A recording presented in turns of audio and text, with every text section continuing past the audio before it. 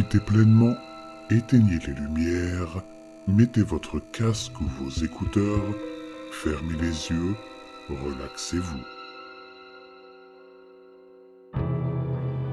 Repentir.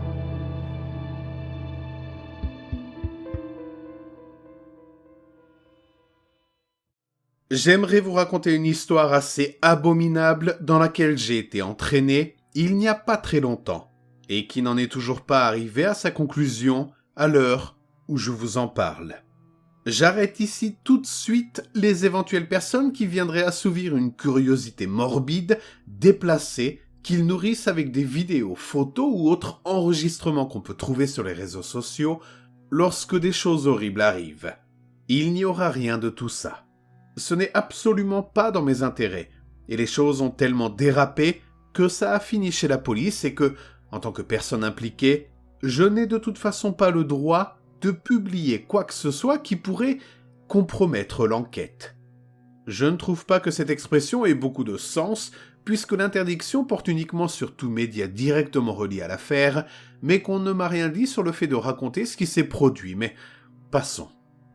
Pour mettre un peu de contexte, sans trop en révéler sur moi non plus, je vis près d'une petite ville, disons dans l'est de la France.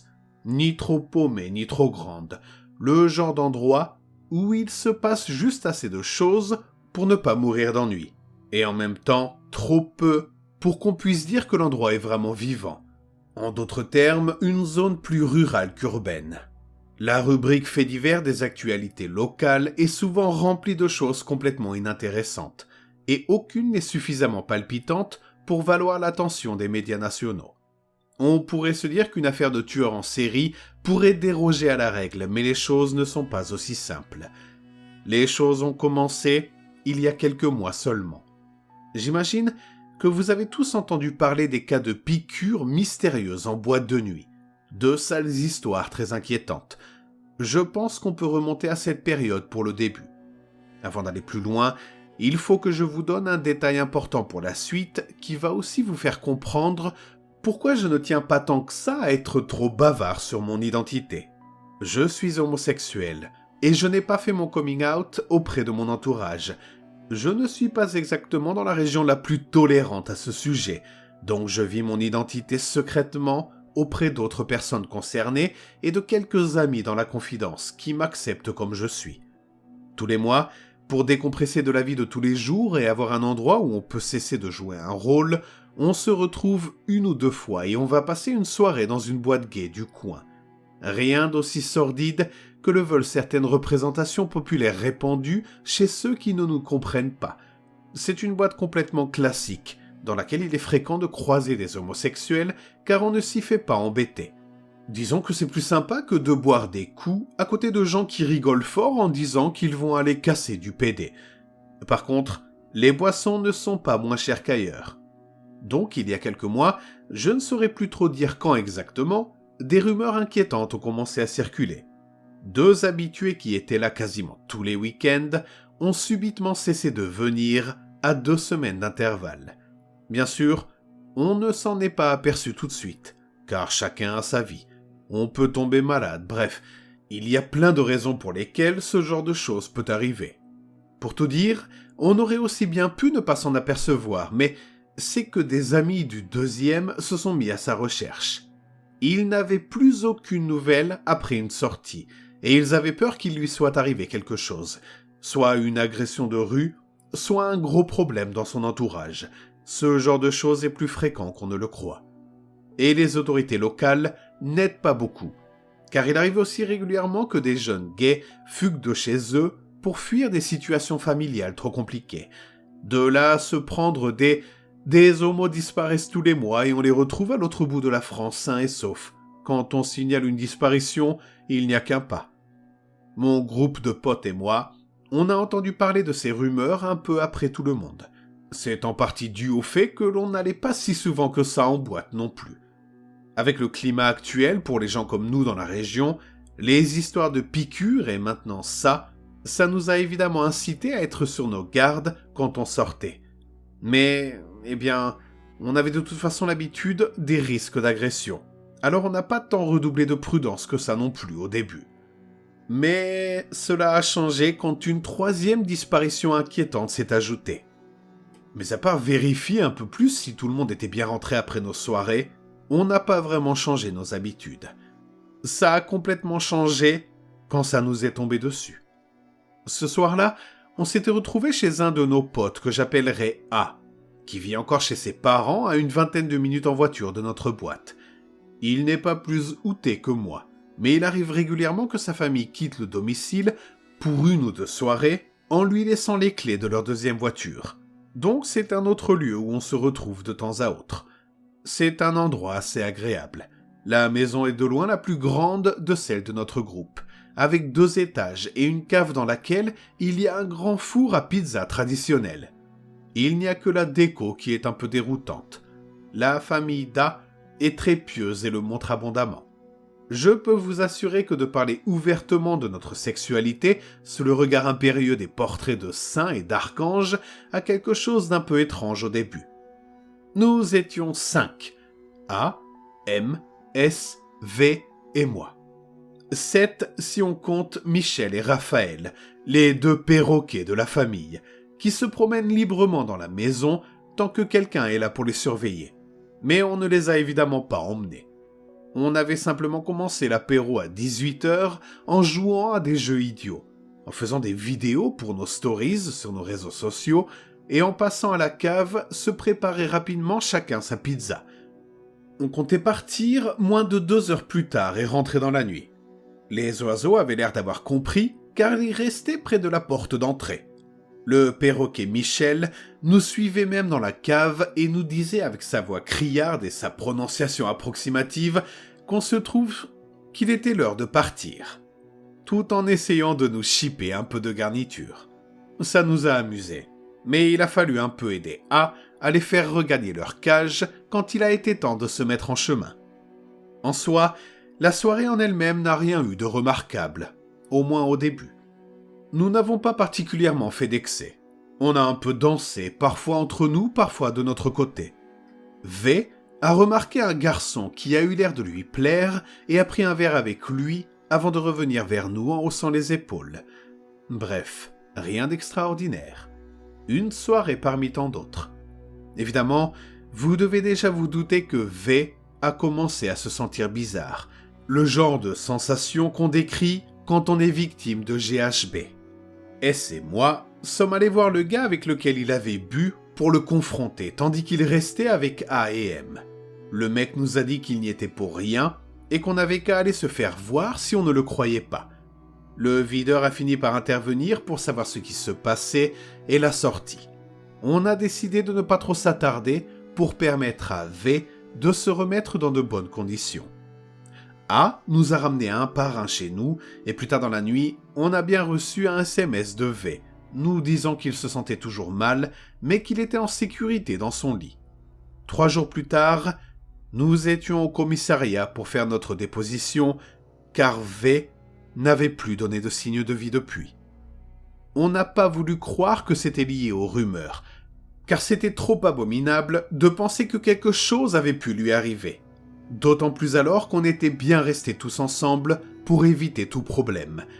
Je crois qu'à ce moment, on aurait préféré que les flics aient raison sur le fait que des homos disparaissent tous les mois. Mais cette fois, ils ne nous ont pas dit ça, car c'était déjà le 4e cas en peu de temps.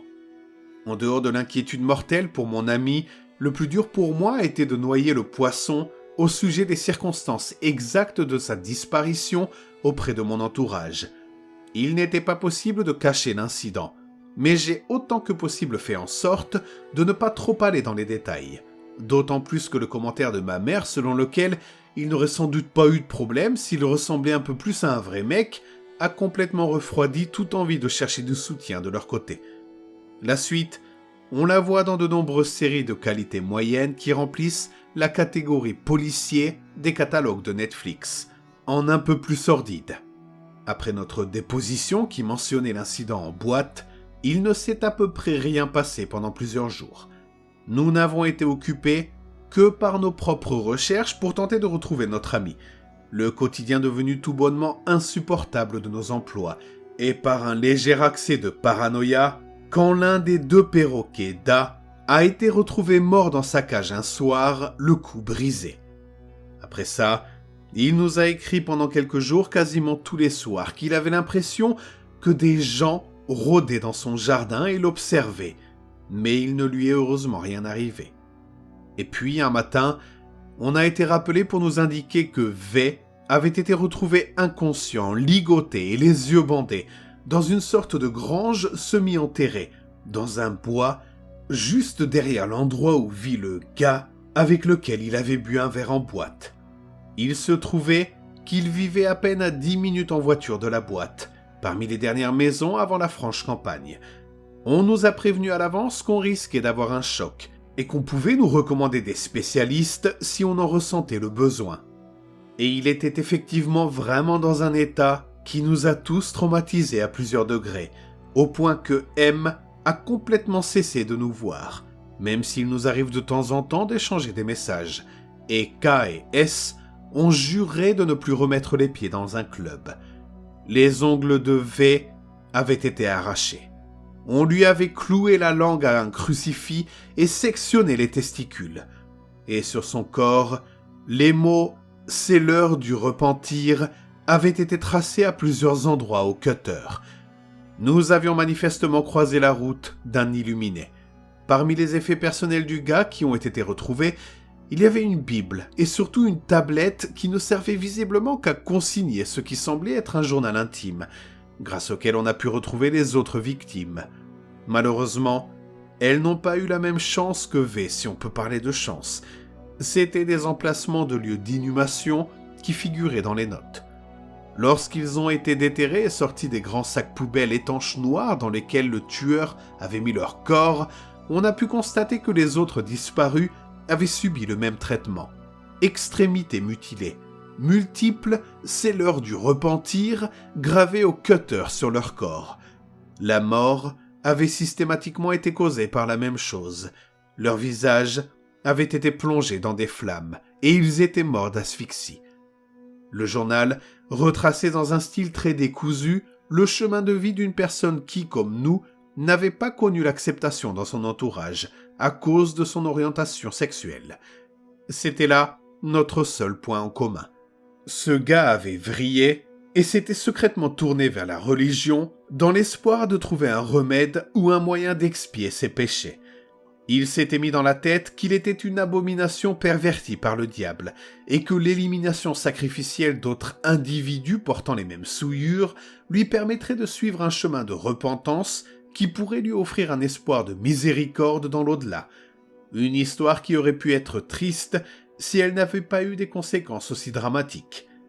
Le gars a évidemment clamé son innocence lorsqu'il a été arrêté et prétendu qu'il n'avait jamais vu les victimes, jusqu'à ce que le lui soit présenté le ticket de caisse du verre qu'il avait partagé avec V. De plus, on a retrouvé de la drogue chez lui, y compris de l'ecstasy et du GHB, ce qui a renforcé les accusations. Il s'est quasiment muré dans le silence après ça, et ne s'est plus exprimé que par l'intermédiaire de son avocat, qui a continué à réfuter toutes les accusations à son encontre. De ce que je sais, il a reçu des lettres de menaces de mort de la part des proches de l'une des victimes. Vu ce qu'il leur a fait subir... Enfin, je préfère ne pas m'étendre sur ce sujet, car je suis contre la peine de mort. Mais ce serait mentir que de dire que je n'ai jamais, à aucun moment, souhaité qu'il lui arrive quelque chose de mal. Enfin ça, c'était il y a 2 semaines. La procédure judiciaire n'est toujours pas finie, car il y a au moins une des 3 victimes pour lesquelles on n'arrive pas à comprendre comment il aurait pu être responsable, puisqu'il peut prouver qu'il était parti en vacances pendant 1 semaine hors de la région. L'enquête a donc été rouverte à la recherche d'un éventuel complice qui aurait pu exécuter ses crimes avec lui, ou à sa place, mais il est impossible qu'il trouve quoi que ce soit. Je me mords sincèrement les doigts d'avoir contribué à détruire la vie de quelqu'un dont je sais aujourd'hui n'a absolument rien à voir avec les meurtres, ni même avec l'état de V le soir ayant précédé sa disparition temporaire. Mais en même temps, je suis terrorisé à l'idée de déballer ce que j'ai découvert et des possibles conséquences. Il y a environ 2 semaines, j'ai retrouvé les vidéos que j'avais faites avec mon téléphone ce soir-là. La plupart sont inintéressantes, mais il y en a une qui, en rétrospective, aurait dû instantanément me faire comprendre qu'il y avait quelque chose qui n'allait pas. Quand j'étais en train de me faire ma pizza dans la cave de A, je m'étais filmé devant le four parce que, c'était du bon contenu pour Instagram. On me voit d'abord de face, puis je retourne la caméra et je montre le four avec les flammes en plaisantant sur le fait qu'il est tellement grand qu'on pourrait y rôtir quelqu'un. Michel, le perroquet, est avec moi et essaie de me chipper une tomate sur ma pizza, puis quand je le chasse, il va se poser sur une autre table sur laquelle traînent de grands sacs poubelles étanches noirs et un crucifix, et me dit de sa voix criarde ce qui n'était absolument pas « c'est l'heure de partir ». Il me dit « c'est l'heure du repentir ».